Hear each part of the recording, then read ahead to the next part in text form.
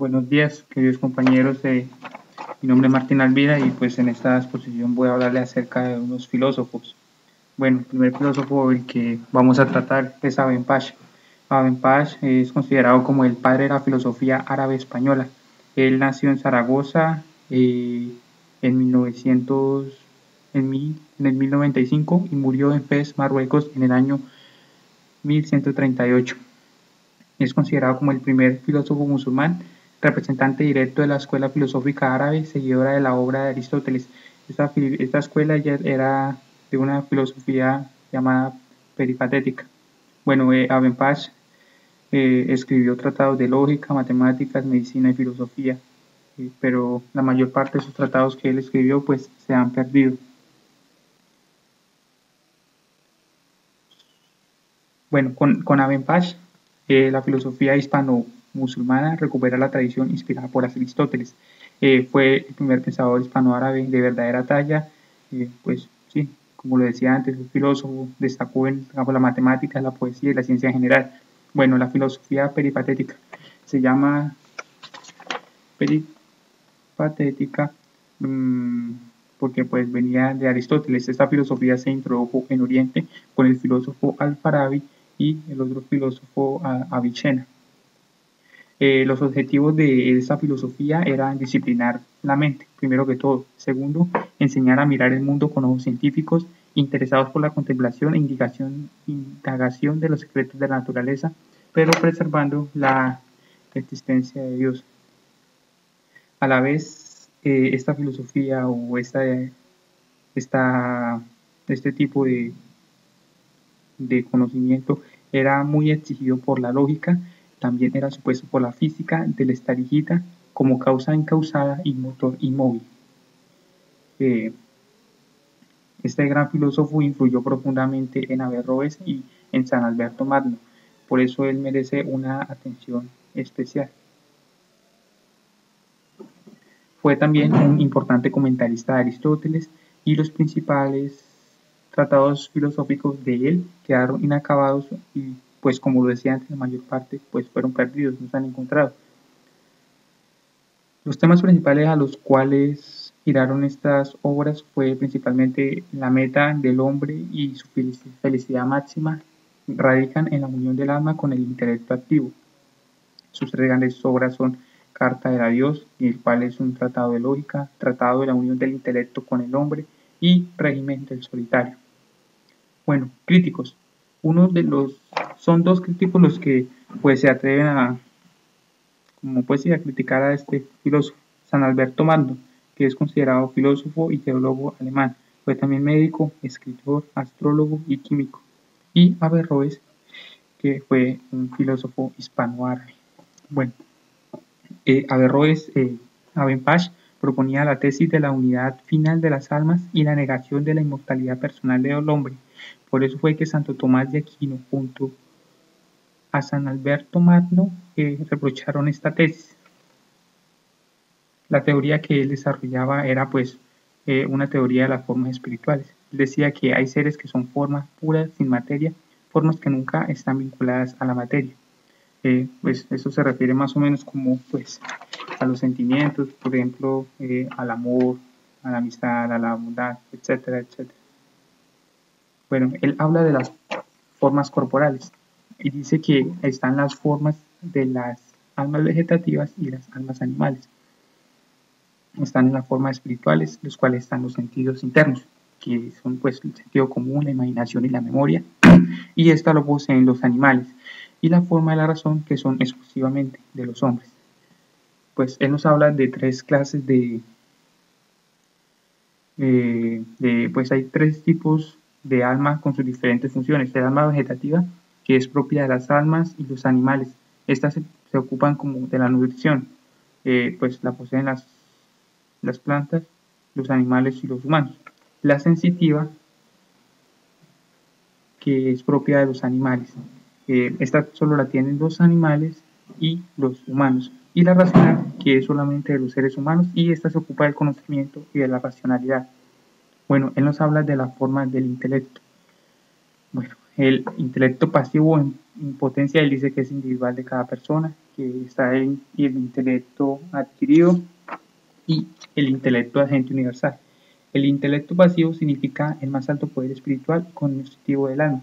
El adquirido, pues es la inteligencia como una luz superior propia del hombre que viene desde afuera.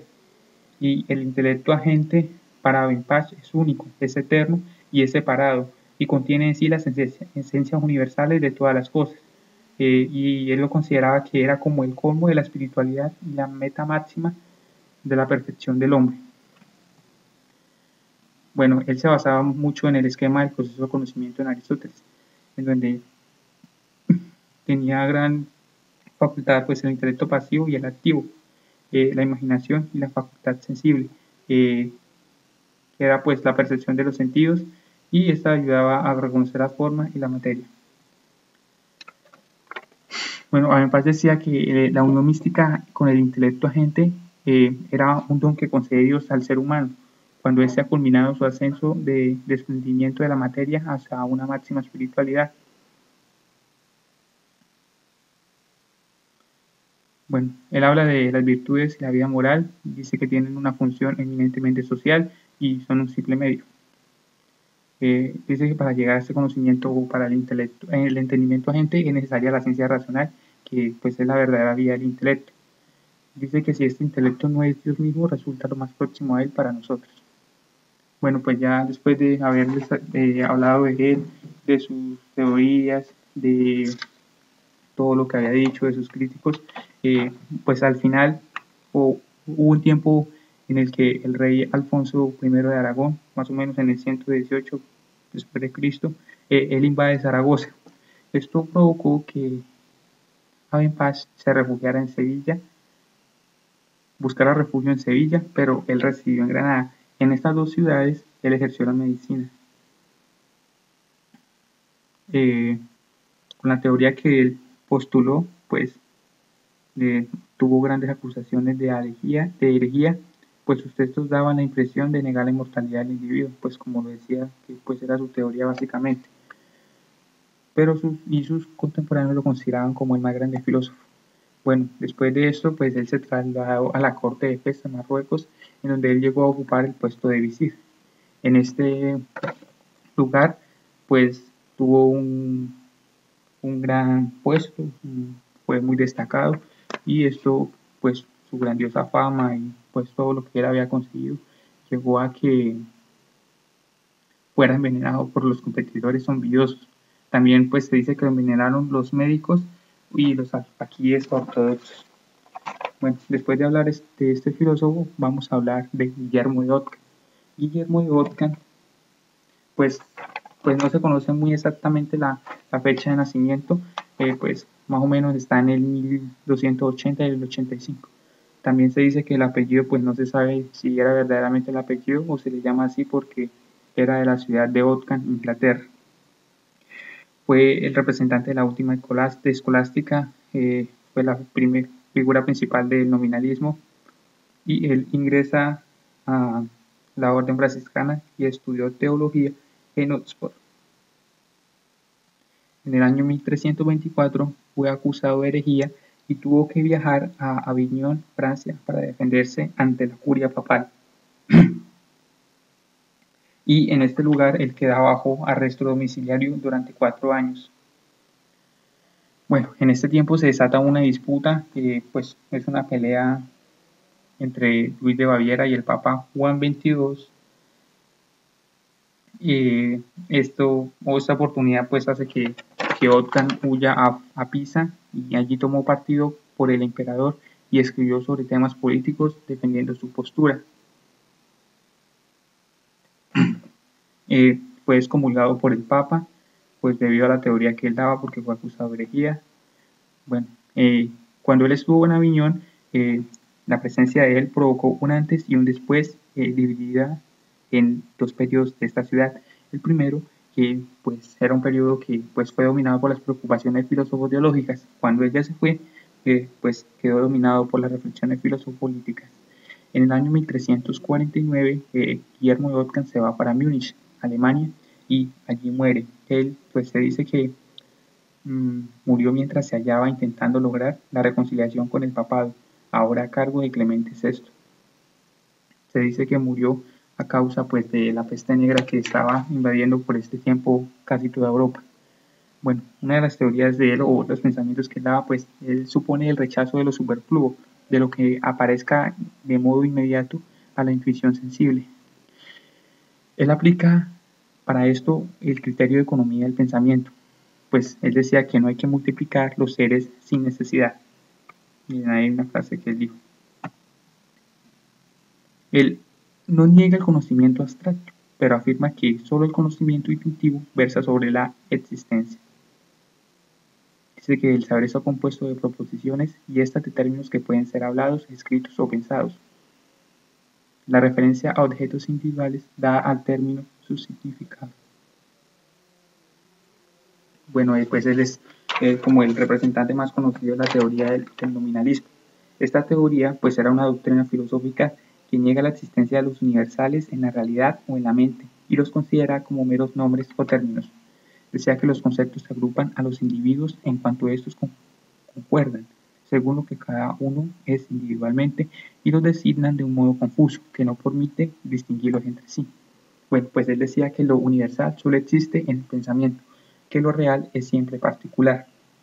El problema de los universales siempre ha sido como uno de los grandes problemas de la filosofía. Por eso los universales son el estudio, pues son objeto de estudio.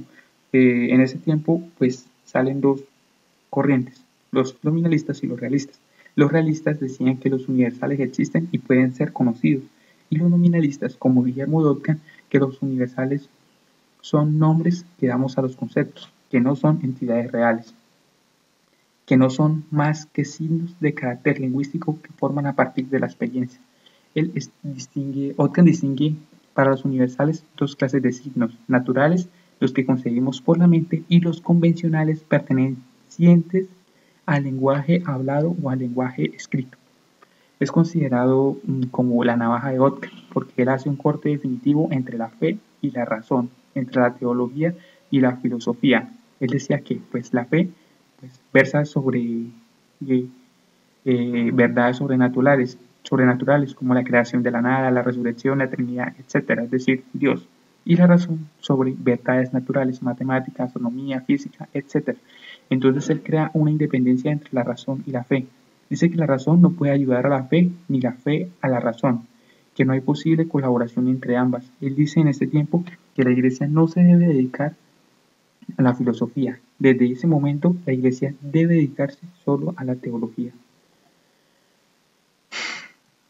Pues él como que le tiene rabia a la filosofía y dice que pues que esta no es capaz de demostrar las verdades metafísicas. En cambio, la teología puede demostrar que Dios es uno y creador y que el alma es inmortal, mientras que la filosofía no. Es decir, la teología puede demostrar verdades metafísicas y la filosofía no.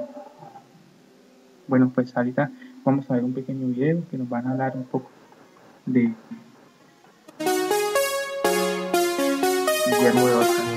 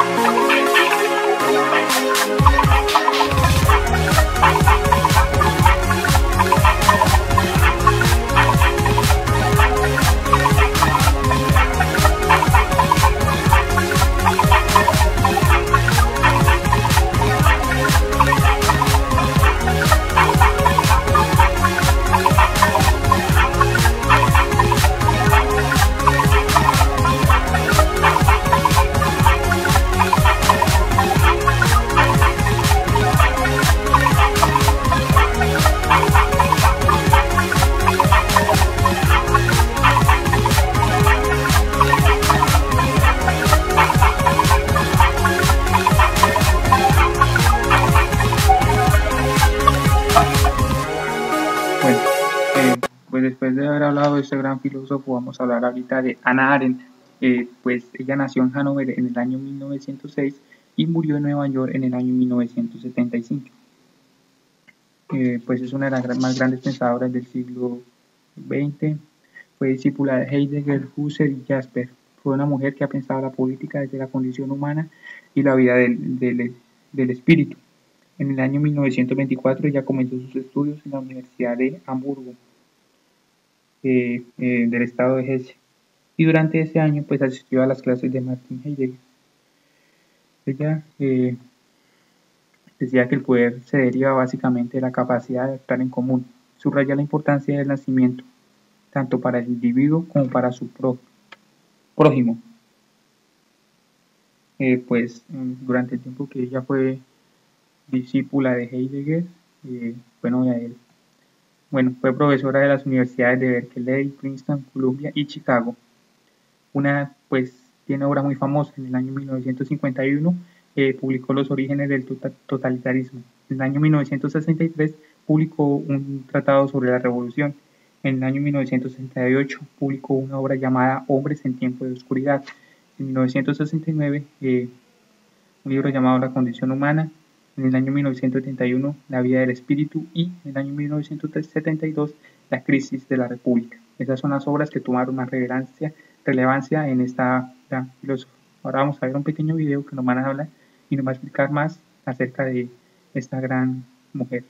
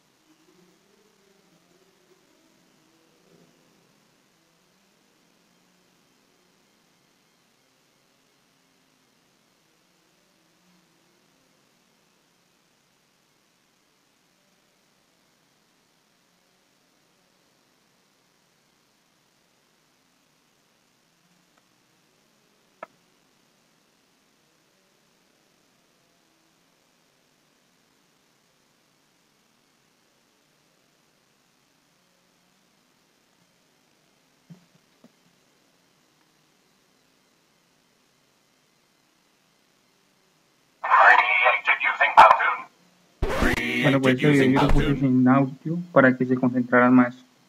Bueno, Pablo Guadarrama es un filósofo cubano, nació en Santa Clara en el año 1949, y pues en el año 1980 se doctoró en filosofía.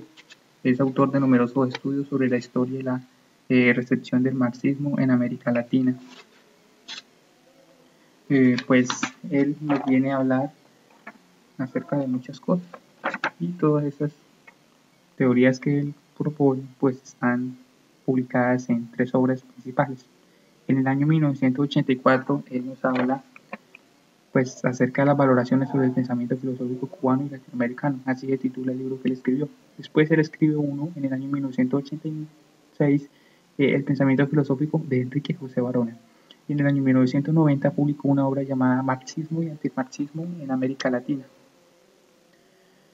Bueno, él trabajó en la Universidad de Villas, primero fue profesor de filosofía, marxista y leninista, y en el año 1991 se ocupó de la Cátedra de Filosofía Latinoamericana. Allí él coordina un grupo de investigadores dedicado al estudio de la filosofía en Cuba y en América Latina. En América, pues sí.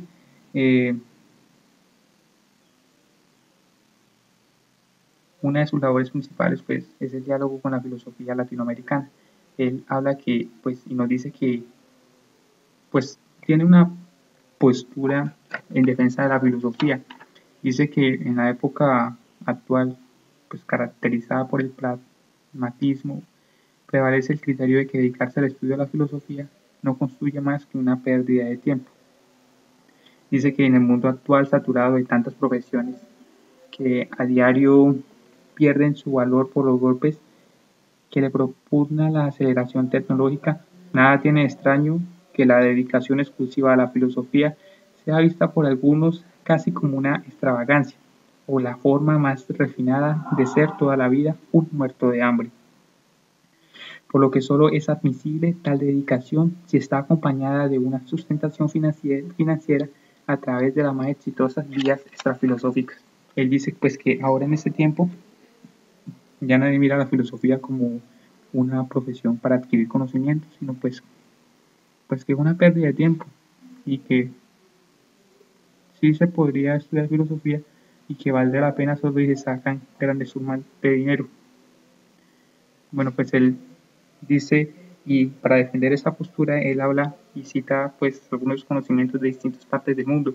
Dice que en la China y en la India prevaleció la concepción de la filosofía como un tipo de saber que aspiraba a profundizar en las vías esenciales que permitieran el mejor conocimiento del mundo.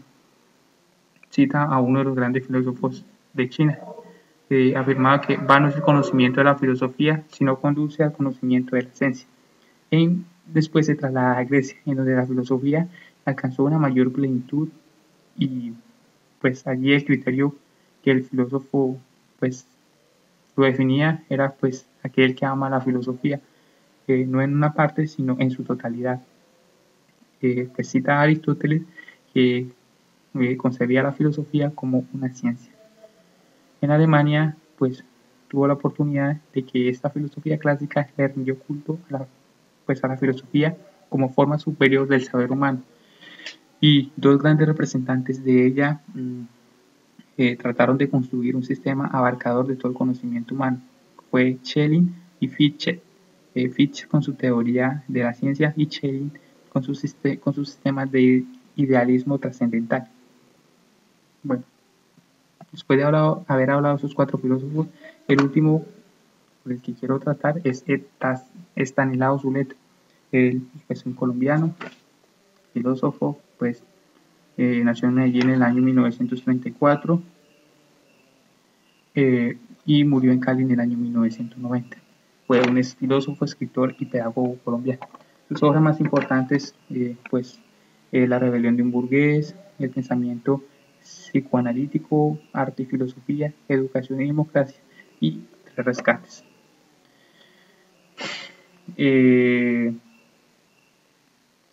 Pues fue un estudioso del pensamiento de Sócrates y Platón.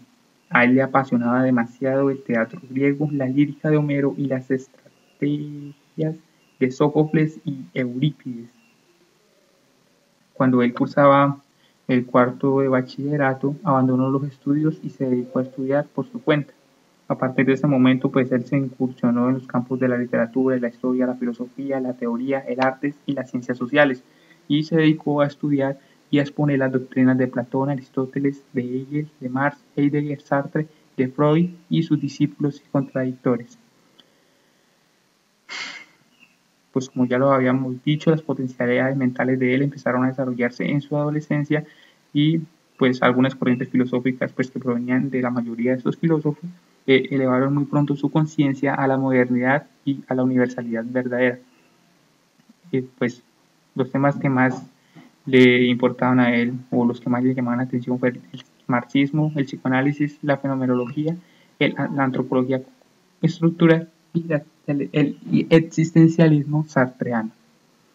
Bueno, pues para saber más de él, vamos a ver un pequeño video. No sé si tiene audio.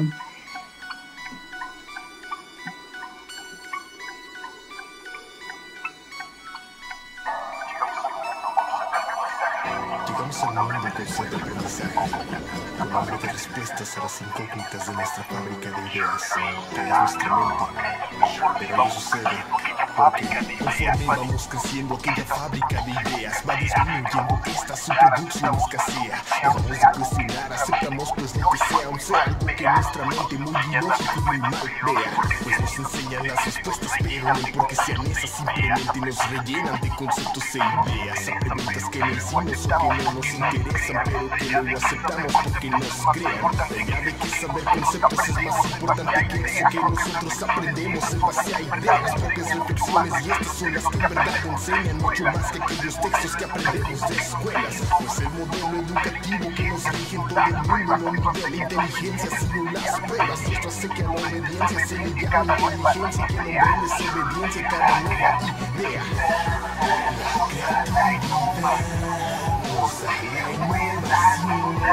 pero esta no nace con esa educación. El modelo educativo que la asesinó, informando mentes con opresión, exigiendo obediencia sobre la razón, definiendo actual calificación, mientras no se valora la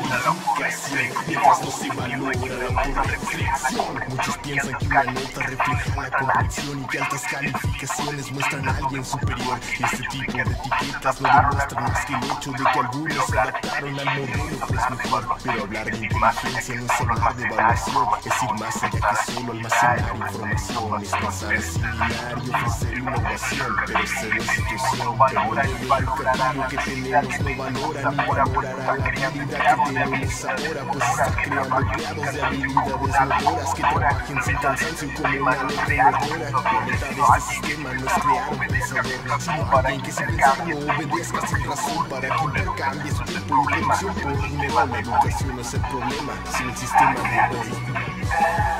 La creatividad nos da la innovación, pero esta no nace con esa educación. El modelo educativo que la asesinó, informando mentes con opresión, exigiendo obediencia sobre la razón, definiendo toda calificación. Mientras se sigan valorando más las portadas que el contenido, seguiremos viviendo en un mundo de apariencias, donde las etiquetas definen a las personas. En un mundo donde no vale la pena pensar, porque el simple hecho de hacerlo implica marginación social. En un mundo donde ser creativo significa estar loco hasta que te vean triunfar.